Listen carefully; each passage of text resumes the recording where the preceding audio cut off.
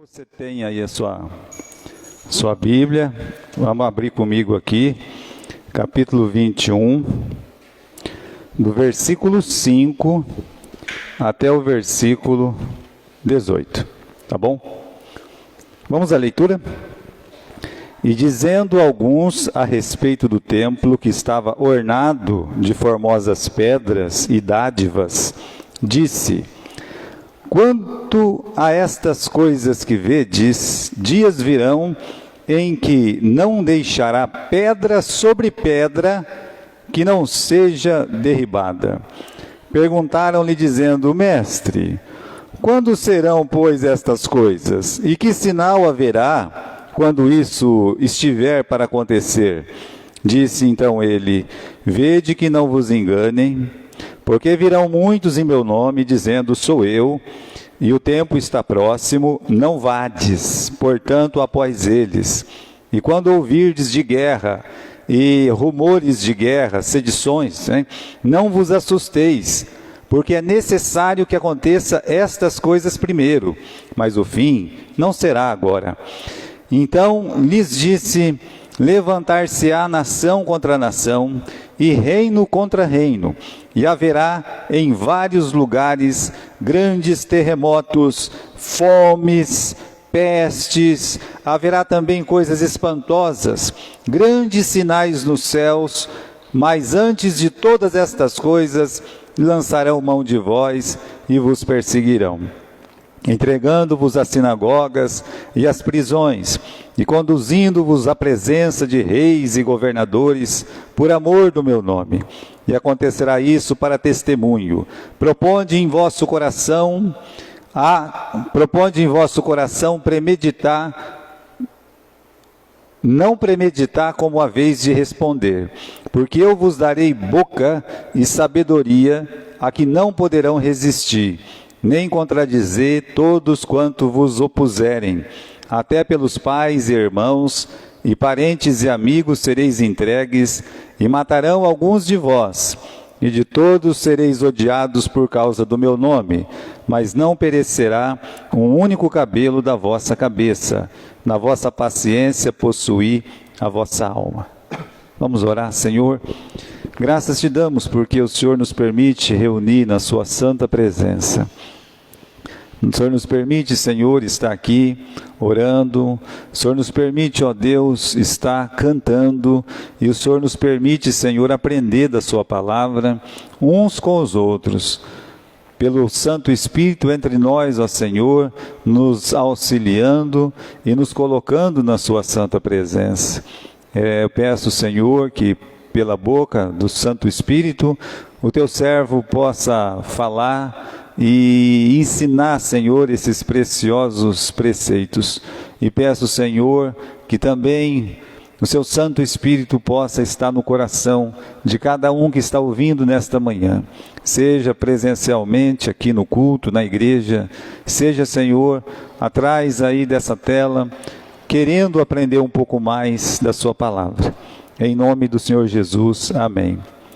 Irmãos, nós vimos no capítulo 20, aquele capítulo 20 é muito precioso, como todo capítulo da Bíblia é muito precioso.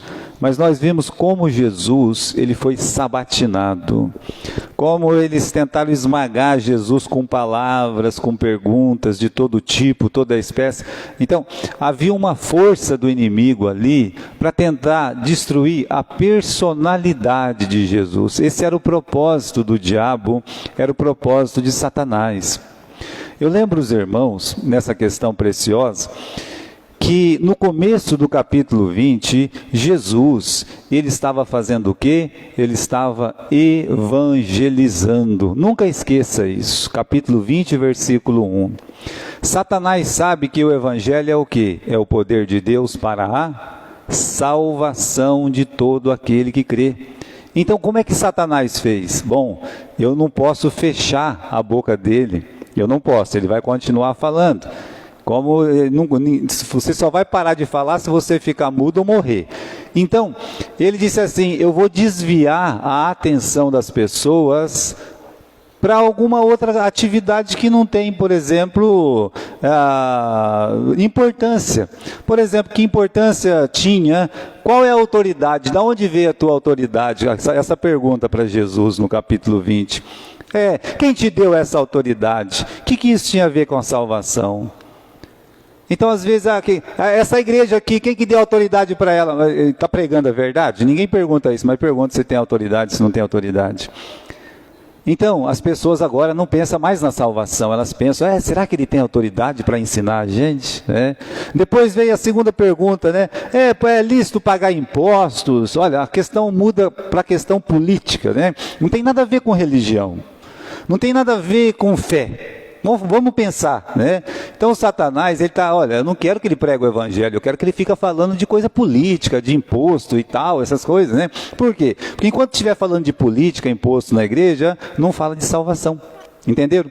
Então o Satanás, ele faz a segunda pergunta, e aí depois ele fez a terceira pergunta, da ressurreição. O camarada que fez a pergunta nem acreditava na ressurreição. Se pelo menos ele acreditasse, ainda vai, mas ele não acreditava. Agora as pessoas não pensam mais no evangelho, as pessoas pensam em autoridade, pensam politicamente, pensam na ressurreição, Quem será que vai ser marido da minha mulher lá, se eu morrer primeiro que ela? Olha como Satanás é astuto. É por isso que Jesus, conhecendo a artimanha de Satanás, ele estava falando de evangelização, no versículo 1, Satanás tirou a atenção das pessoas, Jesus, antes de acabar o capítulo, ele volta a atenção das pessoas. E ele fala que o Cristo, ele é filho de Davi, mas o próprio Davi, ele chamou o Cristo de meu Senhor. Ele leva as pessoas a pensar no Cristo, no Messias, no Salvador novamente. Ou seja, ensinando para todos nós. Uma coisa que Jesus ensinou para os apóstolos, quando ele disse, vai de 2 em 2, vocês não ficam parados no mesmo lugar. Lembra disso? Se alguém parar você, não saudar, você não fica perdendo tempo. Por que Jesus ensinava essas coisas? Porque nós podemos tirar o foco daquilo que é o principal. O principal de uma igreja é evangelização. Nunca esqueça isso. Junto com a evangelização tem o ensino da palavra, que também está no capítulo 20 e versículo 1. Agora, nós estamos no capítulo 21, Nós lemos até o versículo 18. E o que fala o capítulo 21? O capítulo 21, meus irmãos, é um texto profético. É o texto que fala do fim dos tempos.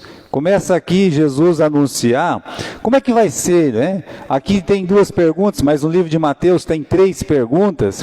Nós vamos ver um pouco dessas 3 perguntas, não hoje, Nós vamos ver um pouquinho só da primeira e da segunda pergunta. Mas olha só, tudo começa quando Jesus, ele sai do templo.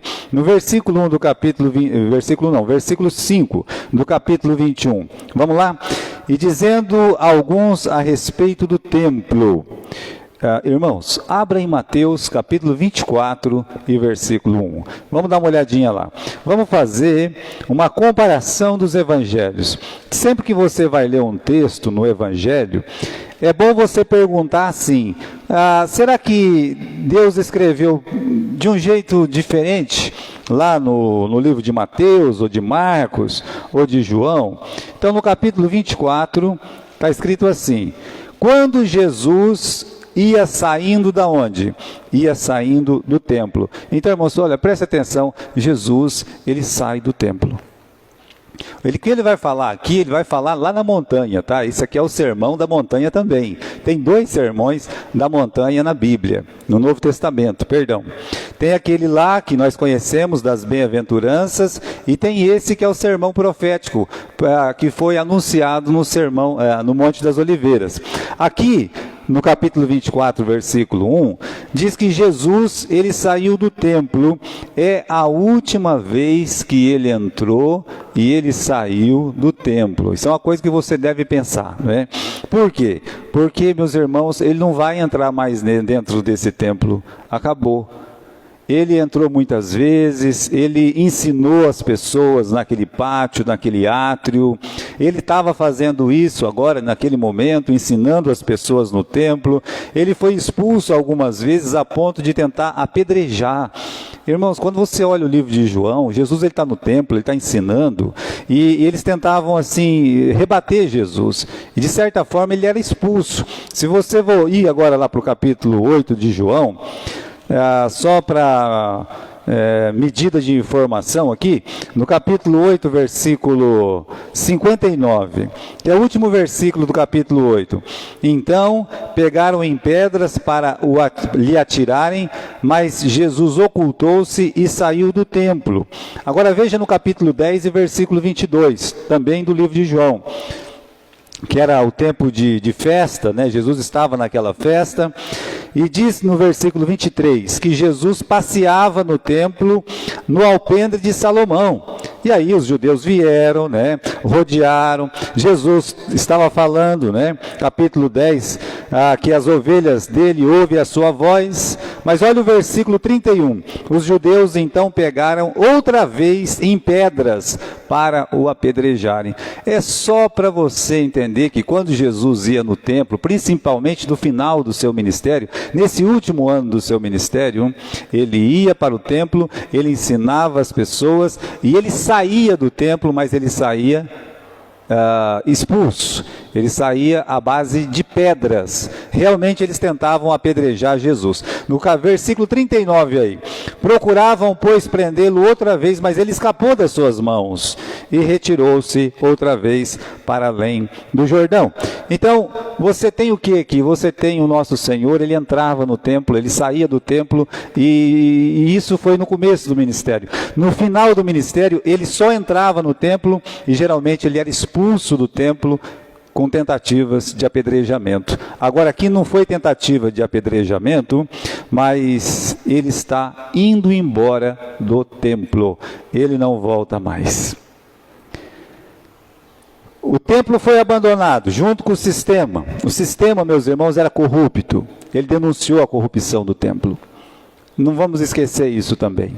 Jesus denunciou que aquilo ali era um covil de salteadores. Não era mais uma casa de oração. Era um covil de salteadores. Jesus denunciou. Quando Jesus morreu, o que aconteceu com o véu do templo? O véu se rasgou. E o que é que estava atrás do véu? Vocês lembram o que estava atrás do véu? Não tinha nada atrás do véu. Como assim não tinha nada? Atrás do véu tinha que ter o quê? Uma arca, o propiciatório. Estão lembrados disso? Mas não tinha mais arca, não tinha mais propiciatório. O propiciatório era o próprio Senhor Jesus e a arca também era Jesus. Agora, eles estavam escondendo uma coisa que não existia e de fato não estava lá. Por que não estava lá? Não estava lá porque Jesus estava no meio deles. Era um sistema mentiroso, corrupto, o sistema das obras, do judaísmo, meus irmãos. Então o véu se rasgou, alguém podia entrar lá e dizer assim, calma lá, mas não tem nada aqui, não tinha, o templo era o quê? Era um barracão vazio. Se eles construírem um templo hoje, coloque na sua cabeça isso, se eles construírem um templo, vamos dizer que os judeus se ajuntam, vamos construir um templo, vai, do quê? Do mesmo jeito que está lá no templo de Salomão, pode construir, não vai ter problema, pode construir, vai ser um barracão vazio, vai ser ali, meus irmãos, um ermo, né? Não tem jeito, por quê? Porque Jesus não vai estar lá, é só por esse motivo. O que faz, meus irmãos, a nossa igreja ser uma igreja, outra igreja ser uma igreja, não é porque nós estamos fechados nessas quatro paredes, é porque você está aqui. Onde tiver 2 ou 3 reunidos em meu nome, estarei contigo. É só por isso. Então o véu rasgado denunciou, olha, era uma farsa, era uma mentira tudo aquilo ali, e era mesmo. Temos um paralelo, meus irmãos, do que aconteceu no Velho Testamento com o que Jesus está fazendo. Por exemplo, antes de antes de Deus permitir que a arca fosse levada para os filisteus, a palavra de Deus ensina no Salmo 78 que a presença de Deus já não estava mais lá.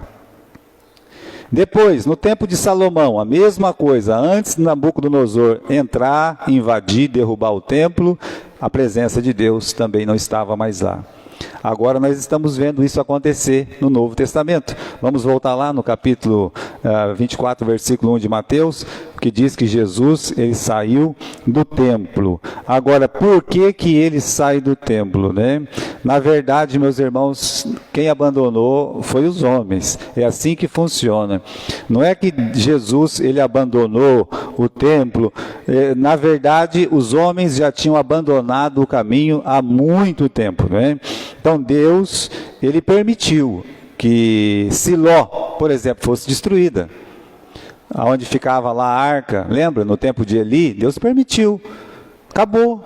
Chegaram os filisteus lá, roubaram até a arca. Estão lembrados disso? Deus permitiu. Levou lá, né? E quando Nabucodonosor entrou, Deus permitiu também. Não ficou nada lá. Foi tudo destruído. E depois, agora, em 70 depois de Cristo, mesma coisa. Deus permitiu que tudo fosse destruído. Então, tem isso, meus irmãos, um fundo de verdade na nossa vida, né? Quando nós abandonamos o Senhor. Olha o caso de Sansão. O Sansão, ele estava anestesiado pelo pecado. E o pecado faz isso com a gente, né? Ele anestesia. A pessoa, ela pensa que ela está bem, ela pensa que não tem problema nenhum, que está tudo certo, mas isso se chama anestesia do pecado. Como é que pode ele ter dormido lá nos braços de Dalila, no colo de Dalila? Ele estava anestesiado pelo pecado. Mas aí nós temos aquele texto, naquele mesmo lugar, que Sansão não sabia que já o Espírito do Senhor tinha feito o quê? Tinha abandonado ele não estava mais ali. E aí, aquele templo, que é o seu corpo, foi completamente tomado, foi escravizado, foi ridicularizado, foi cegado pelo inimigo. E aí depois ele volta, Senhor, pelos meus 2 olhos, ou seja, pela luz. E Deus é luz. E Deus teve misericórdia de Sansão. E a palavra de Deus diz que ele matou mais filisteu em morte do que em vida. Mas também Deus, meus irmãos, se afastou. Por quê? Porque Sansão estava afastado de Deus. Aqui nós até citamos, né? O abandono de Deus é permanente? Não. Ele sai do templo, o templo é destruído, mas por fim ele vai restaurar o templo no milênio. Então nós temos a figura do templo no milênio. Mas antes disso, meus irmãos, esqueça. Jesus não vai entrar lá. Não tem jeito, né? Deus é o Deus da restauração, tá? Ele restaurou Siló, o templo de Salomão, e ele vai restaurar cada coração caído no pecado. Agora vamos voltar lá para o livro de Lucas. Vamos lá, né? Aqui no livro de Lucas, no capítulo 21, diz o seguinte: estava Jesus com os seus apóstolos, né, saindo do templo, e quando ele estava saindo do templo, ele tem que passar por muitos lugares, versículo 5, dizendo alguns, esses alguns eram os apóstolos, segundo Marcos e segundo o livro de Mateus. Continuando, dizendo alguns a respeito do templo que estava ornado de formosas pedras e dádivas. Então eles chamaram a atenção de Jesus quando eles estavam saindo do templo. Isso é uma coisa natural do ser humano. Ele está indo lá, de repente ele olha assim e diz assim, o Marcos que fala essa frase, olha, é Marcos, né? 13, versículo 1. Olha, mestre, que pedras, que edifícios, não é uma coisa, né, tocante. Olha como o nosso templo é lindo. Olha, que pedras, né? Por quê? Porque tinha muito, mas muito mármore lá. Aquilo era um colosso, 1/6 da cidade era a área, o complexo do templo. Com muitas colunas, com pórticos, com dádivas. Por isso que está aqui na palavra de Deus, no versículo 5, com formosas pedras e dádivas. Parecia um Vaticano com presentes de reis, de príncipes, de pessoas nobres, se espalhava ali pelos cantos do templo, não dentro do templo, mas pelo átrio do templo, e as pessoas passavam, é como se estivesse num shopping enorme, num lugar muito bonito, numa linda praça lá no passeio público de Curitiba, as pessoas, que pedras, que edifício, que coisa mais linda. Então, meus irmãos, o templo era de encher os olhos, é fato, né? 46 anos e não conseguiram acabar, mas também era muito grande. Era de encher os olhos, construção magnífica. Sabe que quando Herodes começou a construir, já estava no final da vida dele, ele disse assim, esse templo ele vai sobreviver às pirâmides do Egito. As pirâmides estão lá, né? E o templo ele já foi destruído. Ele estava enganado, mas era muito bonito mesmo, foi feito para durar. Ele disse isso porque ele montou uma estrutura embaixo do templo que era para não ser destruída nunca. E você sabe que a estrutura ainda está lá, né? Aquele alicerce, aquele está lá ainda, mas o que tinha em cima se acabou. Então, irmãos, era o templo de Zorobabel, reformado, gigantesco, né? Como eu disse já, abrangia a sexta parte de Jerusalém e muitas coisas, como eu já falei, né? Com presentes e tudo mais. E aí você vê o ponto de vista que os apóstolos adotaram. Qual é o ponto de vista? O ponto de vista materialista. Deus, ele não mandou que o Herodes fizesse templo nenhum para ele. Mas o Herodes resolveu fazer um grande templo. E aí os apóstolos, encantados com aquele templo que enchia os olhos, contaram vantagem para Jesus, né? Mas olha, Deus, ele se fez uma planta alguma vez, foi a planta do tabernáculo. O tabernáculo é chamado a casa de ouro, e de fato é. Porque tudo que você vê no tabernáculo é diferente do templo de Salomão. Você não pode comparar o templo de Salomão com o tabernáculo. O tabernáculo, ele é desenhado, Deus é o arquiteto de cada coisa que é colocado ali, de cada coluna que era levantada, os detalhes, se era de bronze, se era de ouro, se era o pano tinha que ser branco, se tinha que ser púrpura, se tinha que ser azul. Olha, cada detalhe, não tem nada na casa de ouro, no templo do Senhor, não existe nada, tá, que não lembre a pessoa e a obra do Senhor Jesus Cristo. Tudo que você imaginar. Qualquer detalhezinho da casa de ouro que é o tabernáculo. É por isso que o livro de Hebreus, ele fala que aquelas coisas, né, o desenho da planta e os objetos daquela casa de ouro, do tabernáculo, são figura das coisas que estão aonde? Lá no céu. Mas ele fala isso da casa de ouro, tá? Ele não está falando do templo de Salomão. Aliás, quando Salomão fez o templo, Deus deu sabedoria para que algumas pessoas fizessem algumas coisas. E foram feitas, né? Deus deu sabedoria para aquelas pessoas. Quando ele estava orando para consagrar o templo, Deus ele foi bem categórico, né? Lembra que no tabernáculo a nuvem ficava sobre o tabernáculo, era a presença real de Deus ali, né? A Shekinah. Agora, quando fez o templo, não ficou ali, sabe? De repente a glória chegou ali, é claro, mas Deus disse assim, olha, eu não habito em templo feito por mãos de homens. Já tem uma diferença. Então, meus irmãos, a única coisa, né, se fala assim, é um templo que Deus desenhou, que foi o arquiteto, é o tabernáculo. E era uma coisa pequena. O próprio Davi chegou um dia e disse, eu habito nessa mansão aqui, e Deus está morando em uma cabaninha de pano, né? Foi chamado de cabaninha de pano. Continuando então, irmãos, Deus nunca mandou Herodes construir nada, era uma construção humana, apesar de grandiosa e cheia de pompa. Deus, ele não tem prazer em templos majestosos. O senhor está falando uma bobagem, pastor? Não, estou falando uma pura verdade para vocês. Deus, ele não tem prazer em templos majestosos.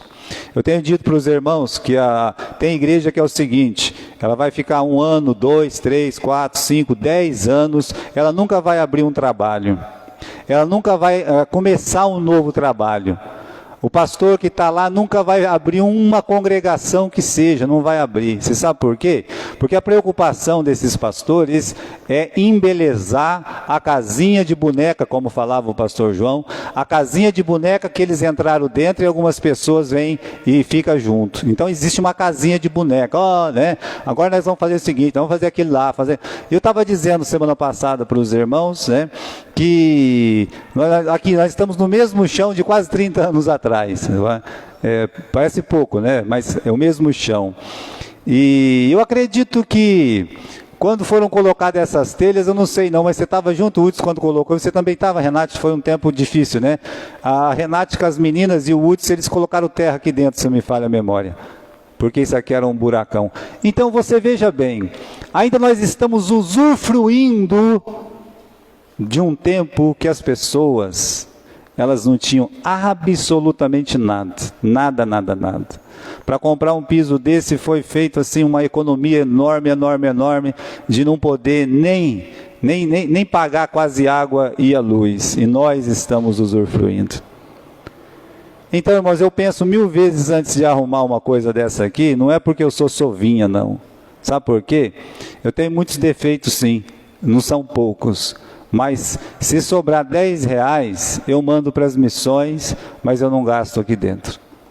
Por quê? Porque o objetivo da igreja deve ser ganhar almas. Esse deve ser o objetivo da igreja. E digo uma outra coisa, nós temos muitas igrejas batistas aqui em Marília. E nesse período de 20 anos, nenhuma igreja começou mais trabalhos na nossa cidade ou fora dela que a nossa igreja. Nenhum. Sabe por quê? Porque todo o dinheiro que entrou aqui nessa igreja, para a glória de Deus, foi gasto lá fora. Para construir um templo, para pagar alguma coisa e tal. Então nunca se investiu dinheiro para... Olha aí, as tranquinhas da nossa janela ainda foram colocadas daquele negocinho lá, que era tudo soldado aqui, fechado, então não mudou nada. Porque a gente tem que pensar muito, se a gente quer ganhar alma ou a gente quer conforto. Tem que pensar, né? Então, Deus, ele não tem prazer nesses templos majestosos, não, né? Tem que gastar dinheiro para embelezar o templo. Para mim, isso é um desperdício, né?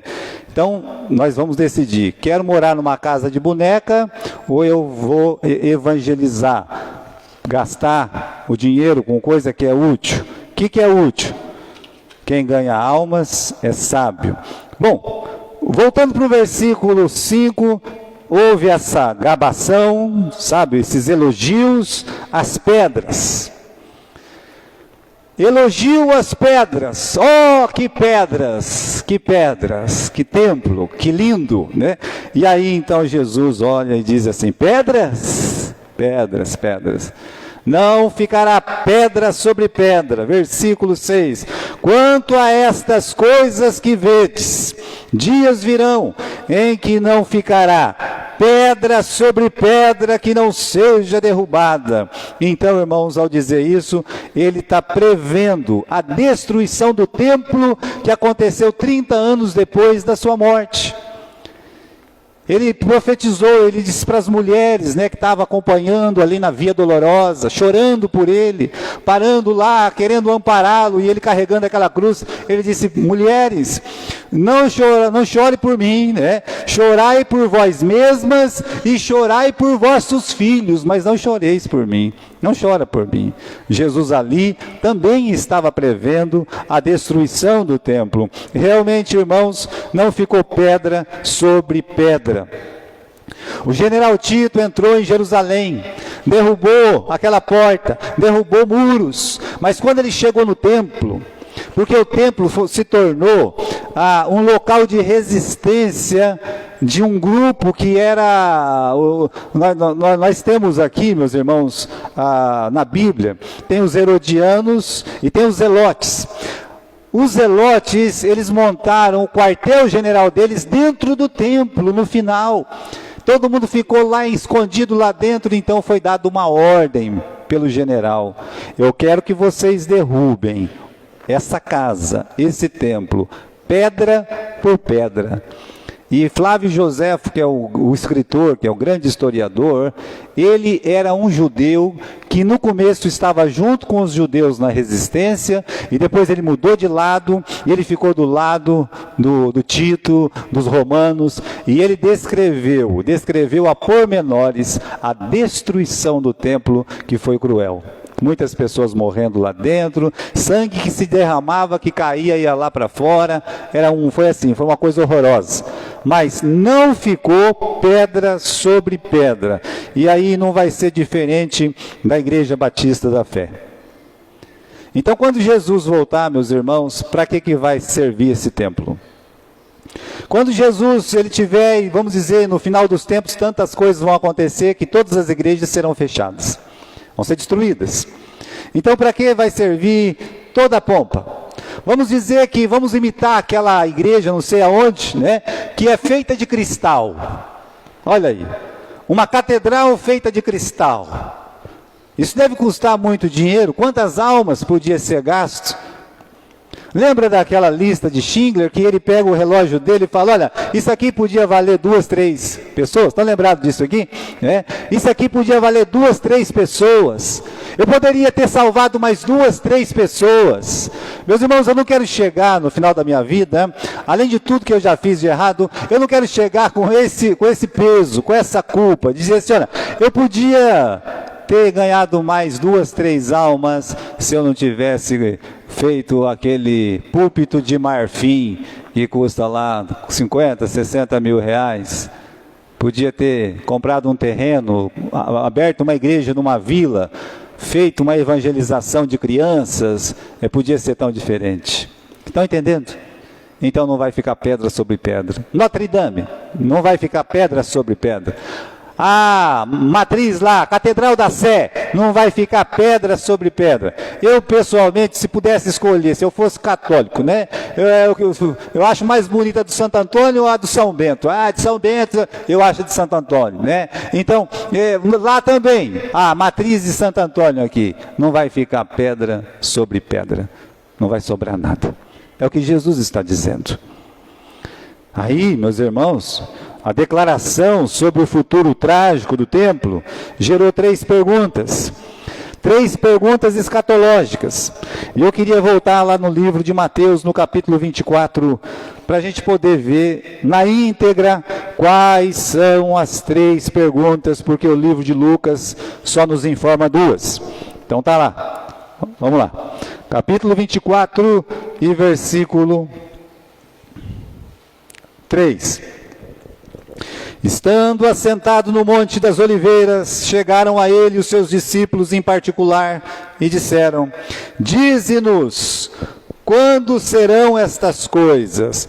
Que sinal haverá da tua vinda? Que sinal haverá do fim do mundo? São 3 perguntas. O capítulo 24 de Mateus, o capítulo 13 de Lucas, o capítulo 21, 13 de Marcos e o capítulo 21 de Lucas tratam do mesmo assunto. A resposta dessas 3 perguntas. A primeira pergunta, que diz assim, Senhor, quando vão acontecer estas coisas? O Senhor falou que o templo vai ser derrubado. Quando o templo vai ser derrubado? Essa foi a primeira pergunta. Ele explica mais ou menos quando o templo vai ser derrubado, mas ele não diz assim, vai ser no ano 70, tá? Vocês fiquem espertos. Quando chegar no 69, vocês dão no pé, rapa fora daí, né? Jesus não disse isso. Ele tentou dar sinais mesmo, né? E aí você tem a segunda pergunta e a terceira. A segunda pergunta é assim, olha, que sinal haverá da tua vinda? Quando o Senhor voltar, né? Então está falando aqui, meus irmãos, daquele período que precede o milênio, que Jesus ele vai voltar com os seus. Então, é a segunda pergunta que ele está fazendo. Aí nós temos uma terceira pergunta. E essa terceira pergunta, e quando é que tudo vai acabar? Quando vai ser o fim dos tempos? O tempo dos gentios. Então, para responder essas 3 perguntas que Jesus, ele dá todo esse sermão, correto? Então, vamos lá. Jesus, ele vai responder as 3 perguntas. De que jeito? Com um sermão. Ele faz esse sermão aqui no Monte das Oliveiras. Uma outra coisa. Para quem que ele está falando essas palavras? Ele está falando para a igreja. Se você reparar no versículo 3, eles chegaram e Jesus respondeu, eles estavam em particular. Não foi uma coisa dita a público. Existem situações que nós podemos pregar mensagens públicas. Existem situações que não é para pregar. Nesse caso aqui, meus irmãos, que adiantaria falar para fariseu, saduceu, para o povo, todas essas coisas? Então, é para a igreja em particular, eram os únicos capazes de entender as profecias. Só que antes de tudo, Jesus ele fala assim, lá no capítulo 24, versículo 4, respondeu Jesus e disse, cuidado para que ninguém vos engane. Primeira coisa que Jesus pede, cautela, cuidado. Tem igreja que se formou com base na escatologia. Pelo menos duas igrejas, elas se formaram na base escatológica, uma fugiu dessa linha, mas a outra está lá até hoje, que são os adventistas e os testemunhos de Jeová. Na verdade, eles começaram nessa linha, nós sabemos tudo sobre o fim do mundo. Então, por exemplo, os sabatistas, eles acham que eles sabem tudo sobre a segunda vinda de Jesus e coisa e tal, e etc., que são os mestres de escatologia. Não são. Não são. Não é verdade. Você quer ser um mestre de escatologia? Leia o capítulo 24 do livro de Mateus. Comece a ler o livro de Apocalipse. Leia o livro de Daniel. Pegue algumas partes de Tessalonicenses, veja o que Paulo fala em algumas coisas nas suas cartas, aí você vai ser um mestre de escatologia, tá? Eu não sei muita coisa, eu acredito que são poucos pastores que realmente se aprofundam nesse assunto, mas olha, Jesus, ele dá um esboço para nós. E se a gente, pelo menos pegar esse esboço e tentar entender, as pessoas se preocupam com os pormenores. Por exemplo, foi feito 3 perguntas para ele. Se uma pessoa perguntar para você, fazer 3 perguntas, e aí você responde as 3 perguntas,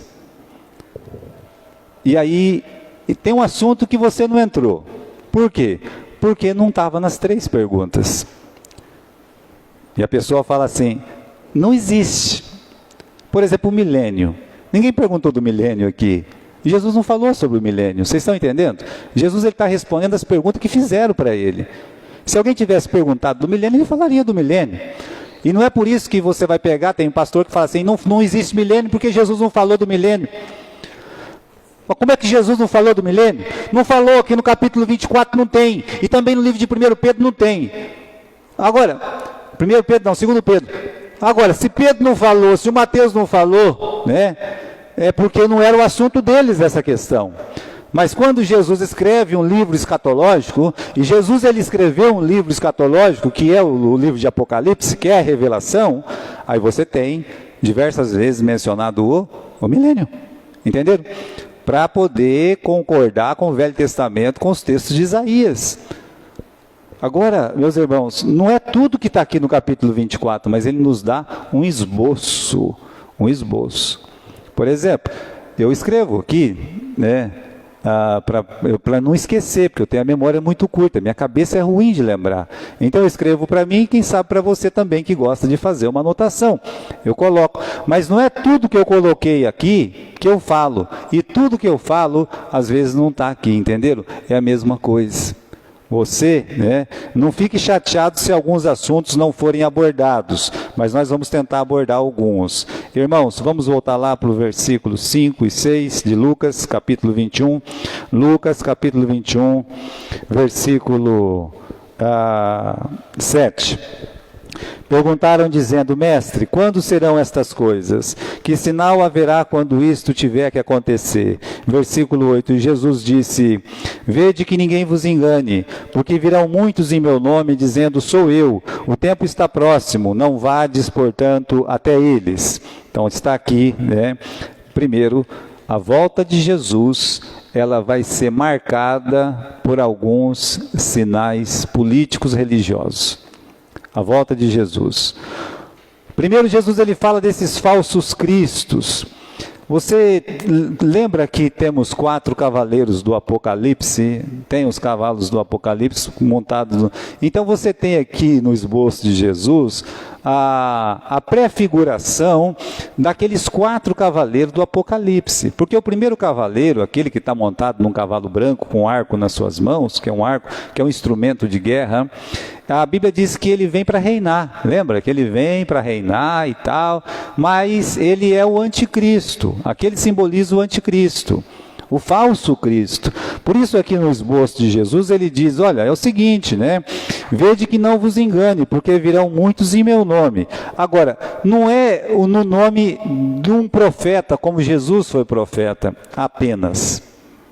Esse anticristo, ele é político também, por isso que nós estamos falando aqui que a volta de Jesus será marcada por alguns sinais políticos religiosos. Jesus está dizendo dos falsos cristos, né, se assemelha muito ao primeiro selo, líderes que prometem soluções para todos os problemas da sociedade. Veja que cada vez mais no nosso tempo vai ficando claro, por exemplo, que uma pessoa tem que resolver o problema de todo mundo, entendeu? Eu estava lendo na Fox News, né, coloca o Google Tradutor lá, eu consigo agora. Agora aprendi, né? Eu vou lá, leio tudo. E o que eu vi lá, né? O camarada ele fez uma analogia, que é o seguinte. Ele falou assim, olha, o urso e o coelhinho. O urso e o coelhinho. Né? Ele comparou os dois candidatos à presidência dos Estados Unidos. O urso e o coelhinho. O urso ele colocou no palco, fazendo umas estripulias, quebrando algumas coisas, falando demais, né? Ele falou assim, esse é o Trump. Esse é o cara que fala muita bobagem, né? E as abelhas, que é os repórteres e tudo mais, pica quem? Pica o urso. E o coelhinho? O coelhinho está lá na toca dele, né? De vez em quando ele põe a carinha lá com os orelhão dele lá para fora, dá uma risadinha, né? E volta para a toca. E volta para a toca. Entendendo? E as abelhas nunca vão picar ele. Não tem pergunta difícil para ele. Irmãos, antes da pandemia, era quase certo que ele se reelegeria com muito sucesso. Só que ele não tinha solução para essa pandemia, como, na verdade, nenhum líder mundial ele tem, a não ser que eles inventem aí essa vacina. E aí a culpa é de quem? A culpa é de quem não cuidou de nós, não cuidaram da gente, entendeu? Aí o coelhinho ganhou, você entendeu? O coelhinho ganhou, a pergunta que o repórter faz é, quando vier os inimigos mesmo, a gente vai querer que um urso nos defenda ou o coelhinho que fica na toca? Eu achei muito interessante aquela reportagem, mas muito interessante. Irmãos, nós esquecemos disso, que cada vez mais fica claro que as pessoas, mesmo os crentes, os cristãos, eles querem uma pessoa, ele quer um cara que faz as coisas para ele. Os cristãos não querem passar pelo tempo de tribulação, não quer passar por angústia, não quer passar por problema, não, ele que tem que resolver, é ele que tem que resolver, não é nós. Agora, que culpa tem um presidente, que culpa tem um governador ou um prefeito, se veio essa pandemia? Que culpa? Vamos dizer, eu estou lá em casa, meu filho fala assim, o senhor é culpado por essa pandemia. Meu filho, mas veio lá da China esse negócio, como é que eu posso ser culpado? Não interessa, né? O senhor como pai, o senhor tem que resolver. Não, graças a Deus, meus filhos, eu jamais falaria isso, mas nós estamos falando isso para o nosso prefeito, para o nosso governador, e para o nosso presidente, e alguém que tiver a solução, olha lá, esse é o falso Cristo. Então quando Jesus fala, muitos virão em meu nome, porque Jesus, como Messias dos judeus, ele viria para resolver o problema político, religioso, o problema social da sociedade, entenderam? Então o Messias ele vem para resolver esses problemas, e ele vai resolver no milênio, não vai? As coisas vão ficar no lugar no milênio, há uma promessa. Então eles esperam, meus irmãos, um falso, e eles vão ter o falso. Quem espera o falso, acaba tendo o falso. Então, Jesus está dizendo aqui, olha, os falsos cristos, né? Vão enganar muitos. O conselho de Jesus aqui no capítulo 21 é o seguinte, lá no final, não os cigais, no plural, né? Vocês não sigam o falso Cristo, aquele que promete resolver todos os problemas da sociedade. Não sigam eles. Meus irmãos, os homens, os crentes, não vão seguir um falso profeta que está lá numa religião. Não. Eles vão seguir um falso líder, um falso Messias. É isso que Jesus está dizendo. E nós, como crentes, facilmente seremos levados, ao menos que, como fala aqui no versículo, cadê o versículo? O versículo 19, né? Na vossa paciência, ou na vossa fé, na vossa perseverança, vocês vão ganhar a vossa alma. Bem, vai ser marcada por sinais políticos religiosos. Ele fala assim no versículo 10. Versículo 10 não, no versículo 9. Quando vocês ouvirem falar de guerras e sedições, não vos assusteis, porque é necessário que isso aconteça primeiro. Isso é o segundo selo. Porque o que segue o cavaleiro branco do Apocalipse é o segundo selo, o segundo cavalo que ele vem, sabe? É a guerra. Está lá bem claro que fica demonstrado que o camarada veio para brigar. Olha aí, se no século passado nós tivemos mais ou menos umas 150 guerras com mais de 100 milhões de pessoas mortas só na guerra, revoluções, meus irmãos, ele fala aqui no versículo 9, guerras e revoluções. A palavra sedições aí é revoluções. Na China nós tivemos, na Rússia, outros países. São circunstâncias que servem para tirar a paz. Agora eu queria que você abrisse comigo, lá em Apocalipse, no capítulo 6, no versículo 3 e 4. Apocalipse, capítulo 6, versículo 3 e 4. Havendo aberto o segundo selo, ouvi um animal que dizia, vem e vê. Saiu um cavalo vermelho, que estava sentado sobre ele, foi dado que tirasse a paz da terra, e que se matassem uns aos outros, e foi-lhe dado uma grande espada. Estão percebendo aí? Para que vai vir essas revoluções, essas guerras? Não está falando aqui, e preste muita atenção no que eu vou dizer para você. A guerra mesmo, aquela guerra que vai anteceder a vinda do anticristo, uma grande guerra, que é a de Gog e Magog, não está mencionada aqui. Essas guerras aqui são guerras de revoluções, para descontentamento, para tirar a paz da terra. Eu vou falar uma coisa para você, qualquer coisa que acontece hoje, já sai na televisão e vira o quê? Uma revolução, uma sedição. Parece que as pessoas gostam disso. As pessoas gostam de confusão, de escândalo, de bagunça, de barulho. As pessoas gostam das baixarias, entende? O cristão ele não pode se misturar com isso. Deixa isso para lá. E essas revoluções, sabe, aquelas tribos que vai no meio da rua, eu esqueço o nome, né, porque eu acabo que não tenho assistido muito jornal. Aí vem aqueles uns que se vestem de preto, aí vem os careca, aí vem não sei quem, tudo vem, né? E sempre tem seguidores. A marcha para não sei o quê, eu sou contra até da marcha para Jesus, eu sou contra.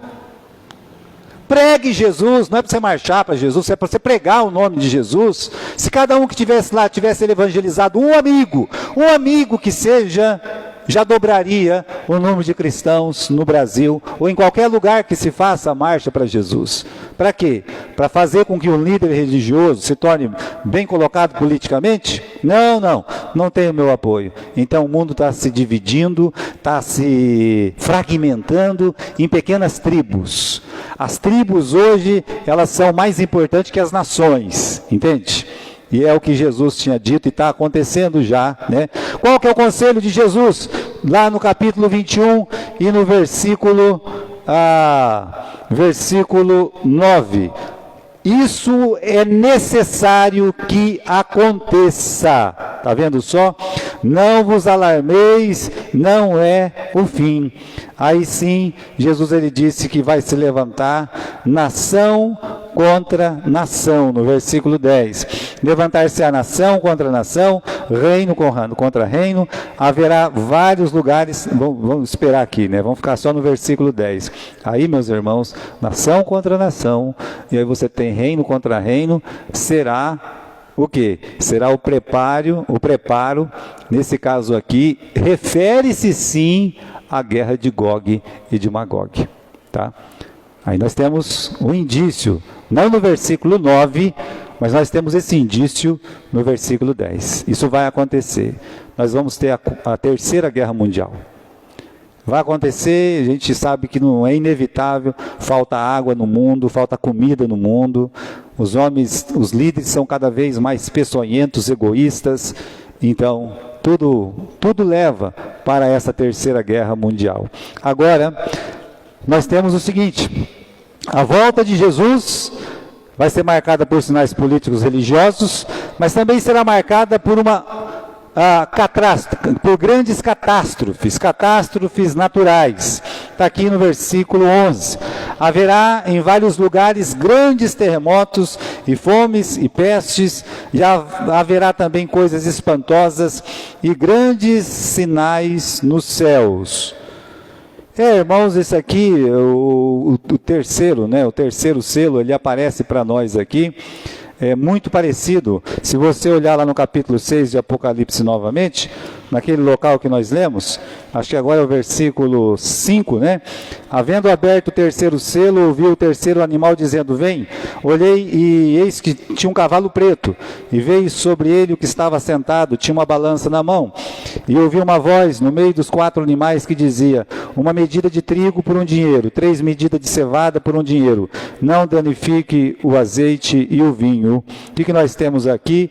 Um aumento enorme do preço das coisas de comer. Bom, que segue a guerra. A guerra sempre faz com que as coisas aumentem, mas não é só a guerra.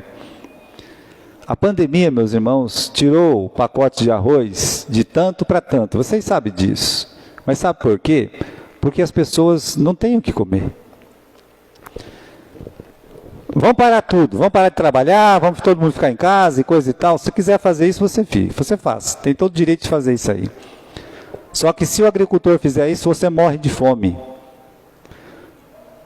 E você vai comer o quê? Você tem o direito de parar, não tem o direito de parar? Tem o direito de parar. E de ficar em casa. Você tem esse direito. Mas ele também tem. Se você tem, ele tem. Aí ele não vai plantar. Eu pergunto para você, você vai comer o quê? Então a gente tem que pensar muito. Isso é uma guerra biológica. É a primeira grande guerra que os Estados Unidos perdeu. Sabe por quê? Porque é uma guerra biológica. Felizmente, na Primeira Guerra Mundial, quando teve essa guerra química, biológica, os países enfrentavam mesmo assim. Hoje, os países se ajoelham diante de uma pandemia, diante de uma peste ou qualquer coisa que seja. Mas é natural, porque Jesus disse que isso ia acontecer. Olha o que ele está dizendo no versículo 11. Vai ter terremoto, né? Vai ter terremoto. Irmãos, o último grande terremoto mesmo já aconteceu há muitos anos atrás, lá na China. No Chile tem terremoto o tempo todo, mas você não ouve falar de terremoto. Quando chegar mesmo esse terremoto, vai vir aqui no Brasil, viu? Você pode ficar certo, nós vamos ser atingidos também. Agora, nesse detalhe do versículo 11, fala de fomes e pestilências. Que a tendência é aumentar. Nós saímos do chikungunya. Até o ano passado, ninguém falava de Covid. Era dengue, toda semana, lá estava o Adriano, você está entendendo, batendo palma, com o chapeuzinho, tem dengue na tua casa. Não é você, né, Adriano? O Adriano não está nessa, né? Mas o povo lá da dengue ia lá toda semana. Minha casa mesmo tinha um negócio lá que eles colocaram para ver se tinha muita dengue ou pouca dengue nos círculos vizinhos lá. E ninguém falava de Covid. Agora nós temos Covid. Acredita que eu não conheço uma pessoa que morreu de dengue esse ano? Não tem uma pessoa, mas está aí, a peste está aí. Cada peste nova que aparece, a gente vai se assustando, sabe? E vai aparecer outra, e depois da outra vai vir outra, não vai parar, a tendência é aumentar cada vez mais. Temos a vacina para Covid, tem vacina para sarampo, tem vacina para tantas coisas, mas aí aparece, por exemplo, uma Covid, vai vir o Covid-2, Covid-3, entende? Não vai parar. Sabe por que não vai parar? Porque o livro que você está lendo, a palavra que você está na mão aí, ela é verdadeira, ela é fiel, ela não falha. É por isso que não vai. E é por isso que você não deve se assustar. Não, pastor, agora eu estou assustado. Para quê? Olha o versículo 18. Não fica com medo não. Tá? O que está escrito aí no versículo 18? Nem um fio da vossa cabeça. Está aí? É isso. Você acredita na palavra de Deus? Então, se você acredita na palavra de Deus, você confie, sabe? É aqui, meus irmãos, que nós devemos nos firmar. Mas temos que trabalhar com a realidade. E a realidade é essa, nós estamos vendo aí a olhos nus, né? Nós temos aí terremoto em vários lugares, fome, epidemias em vários lugares, né? Eu estava vendo, a cada 6 segundos uma criança morre de fome. Ninguém fala disso. Ninguém fala. Veio a Covid, todo mundo tem que usar máscara. Eu não tenho 50% de respiração. Você que me escuta na live, você está sempre vendo eu puxar o ar. Não é assim? A pessoa fala, nossa, esse pastor não consegue falar, ele não consegue, a dicção dele, ele não consegue, ele não sabe respirar. Não é que eu não sei, não. É que eu não tenho mesmo. Eu não tenho. Se eu colocar máscara, eu estou enrolado. Eu vou ficar com quantos por cento de respiração? Só um nariz meu que respira, um lado do nariz, o outro não respira. Eu já fui operado 2 vezes. Está aí, a Sandra sabe disso, já fui operado, não sarou. Eu não vou entrar na 3ª vez. E eu operei em lugar bom, lá em Londrina, não foi qualquer um não. Né? Então não sarei. Agora, irmãos, como é que pode que precisava de tantos milhões de máscara, só a China tinha? Só eles tinham. E não vamos falar que isso é uma guerra biológica, só eles tinham. A cada 6 segundos morre uma criança de fome. A cada 6 segundos. E ninguém distribui alimento. Ninguém distribui. Que morra. Mas se faltar o ar para alguém aí, máscara. Entende? Não tem... eu não vejo, meus irmãos, verdade. Eu vejo hipocrisia, politicagem, tudo isso. É o que eu vejo, infelizmente. E se alguém quiser criticar, pode criticar, eu não ligo, né? Agora, coisas espantosas e coisas grandes vão acontecer no céu, sinais no céu. Já a pessoa fala de aquecimento global, furacão, vulcão, tsunami, nós já vimos tudo isso, correto? Mas quando Jesus fala aqui no versículo 12, não é 12 não, versículo 11, lá no final, haverá coisas espantosas e grandes sinais no céu. Eu acredito que estas coisas ainda não aconteceram. E nós vamos saber que aconteceu quando acontecer, porque serão coisas notáveis, coisas espantosas, sinais muito estranhos dos céus. Isso que antecede a volta do nosso Senhor Jesus Cristo. Agora, por fim, meus irmãos, a volta de Jesus, ela vai ser marcada por uma humanidade insensível.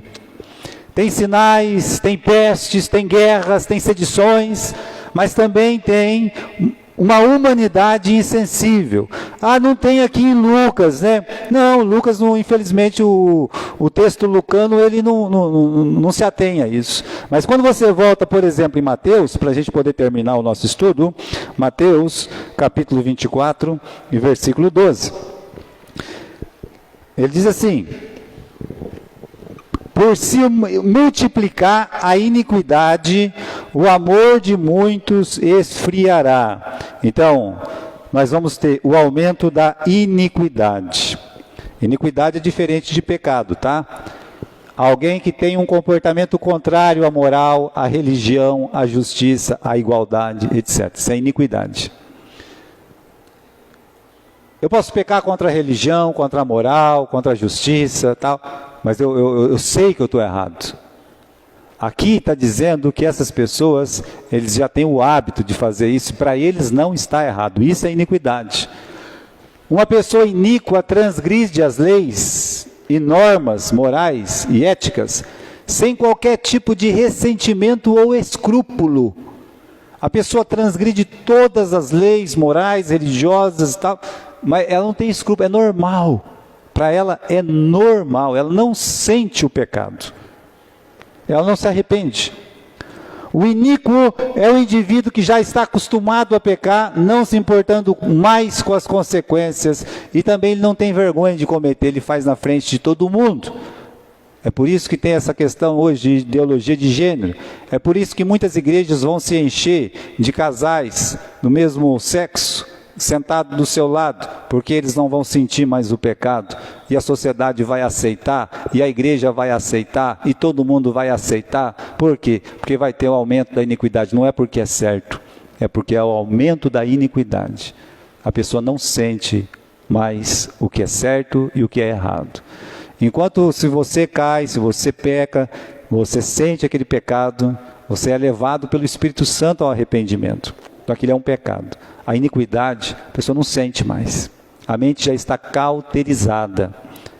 Então vai ter o aumento da iniquidade. Não é que não tem iniquidade hoje, vai ter o aumento.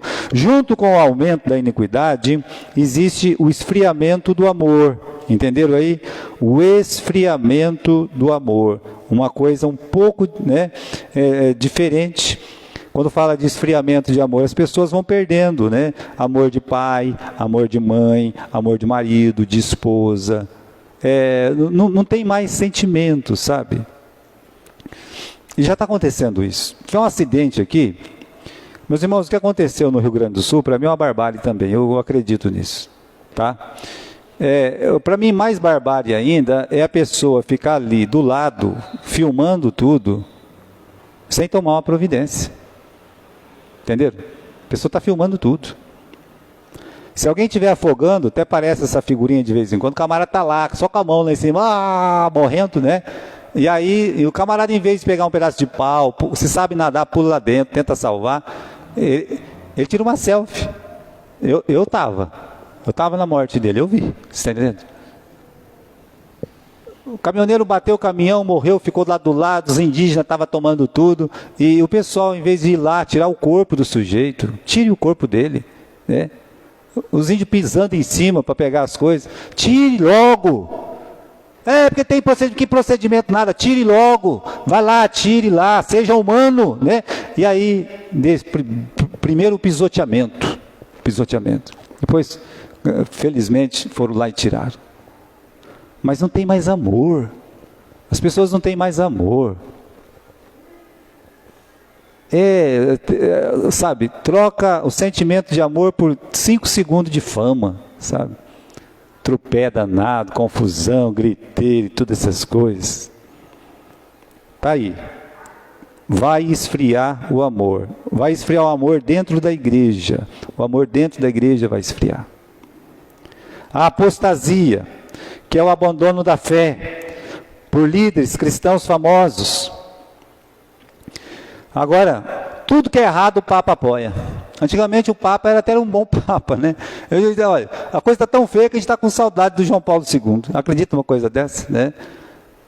Agora, líderes evangélicos, líderes conhecidos, ao ponto de dizer, não, a Bíblia, ela está atrasada, ela não está muito atrasada. Atrasado está a mente de quem fala isso. Mas não deixa de ser líder e formadores de opinião. O que se fala hoje, daqui 10 anos, é a norma. Qual Bíblia você tem? A atrasada ou a atualizada? Né?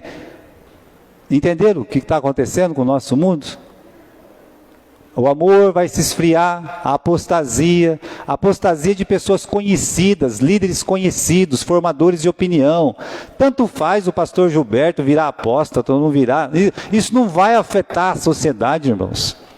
O que eu estou falando aqui não afeta ninguém. Meia dúzia de gato pingado atrás da live e 5 gatos pingados aqui dentro da igreja. Isso não afeta ninguém. Eu não tenho seguidor, não tenho nada. Agora, quando um líder religioso, mundial, nacional, ele se expressa, aí nós temos uma apostasia, porque eles são formadores de opinião, eles carregam muita gente nas costas. Essa é a diferença. Então o inimigo, ele está lá se lixando que o pastor Gilberto ele vai virar apóstolo, não interessa para ele. Interessa para ele aquele lá, aquele que derruba muita gente se ele cair. E continuando, o Evangelho, no capítulo 24, versículo 14, o Evangelho do Reino será pregado em todo o mundo. Em todo o mundo. O fim refere-se, meus irmãos aí, depois no versículo 14, né? E então virá o fim. Então vai vir o fim. O fim refere-se ao final dos dias dos gentios, conforme nós temos tanto no Apocalipse, quanto aqui, meus irmãos, no nosso texto e também no texto de Daniel. Veja, Jesus está dizendo aqui no começo do versículo 14, que o Evangelho vai ser pregado. Sabe o que isso quer dizer? Que é uma notícia boa. O Evangelho vai ser pregado. Enquanto tiver, meus irmãos, uns se apostatando, o amor de muitas pessoas se esfriando, enquanto tiver alguns no aumento da iniquidade, sabe o que vai acontecer nesse período? Muitas pessoas virando aí, para a iniquidade, muitas pessoas apostatando, o amor se esfriando, vai ter gente pregando o Evangelho. E eu espero que você esteja junto. Você esteja junto. Você esteja aqui, nesse versículo 14. O Evangelho do Reino vai ser pregado em todo o mundo. Bom, depois Jesus afirmou que a geração apostólica passaria por muitas tribulações. Vocês vão ser levados para os tribunais, tal. Jesus ele fala sobre isso um pouco, né? E por que eles seriam perseguidos por causa do meu nome. Agora, irmãos, vamos deixar isso para a semana que vem, tá bom? E nós vamos parar por aqui. Então, em vez de parar no versículo... Qual versículo nós paramos? Nós paramos no versículo 11. Tá, então tá bom. Na semana que vem a gente continua no 12.